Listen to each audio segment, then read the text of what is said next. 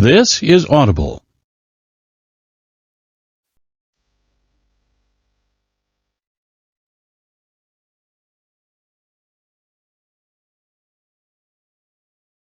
Audible Originals presents Christmas Ever After. Written by Michelle Stimson. Performed by Marcella Cox and Ian Hackney.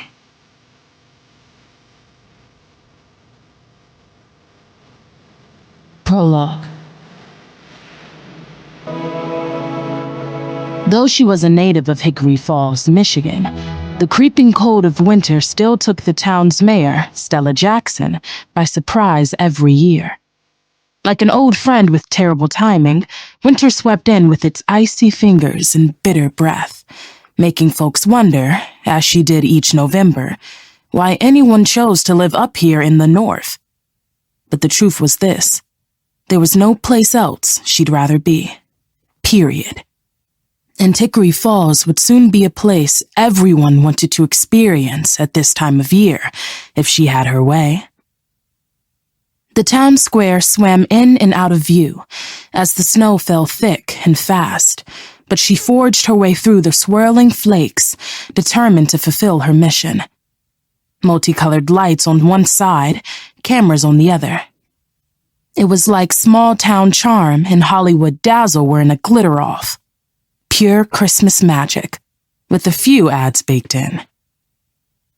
She pulled her scarf tighter, heart pounding at the film set emerging right before her eyes, and all the residents in Hickory Falls. A gust of wind tossed loose waves across her face.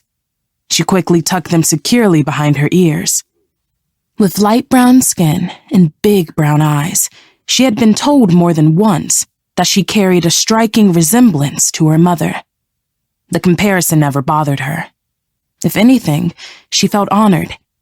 She had inherited her mother's strong features, her posture, and, if the people of Hickory Falls were right about it, her ability to lead.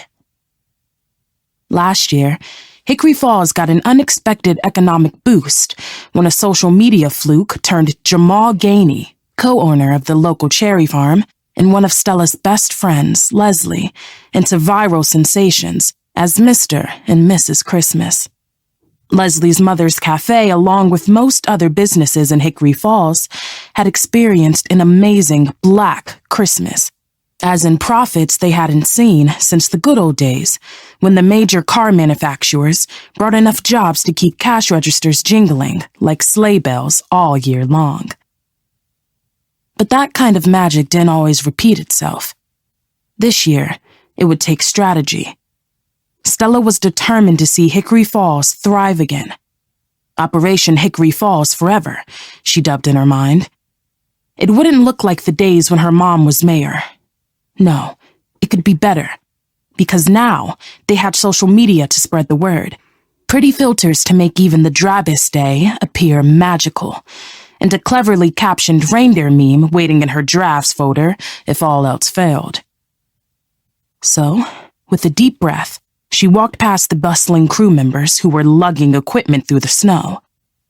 She wove her way toward the row of trailers, stopping at the one with Daniel Banks' name written outside in bold, blocky letters on a sleek black placard. A small star decal was affixed beside it, because, of course, Hollywood had to be extra. Sometimes, Stella still could hardly believe she'd done this thing.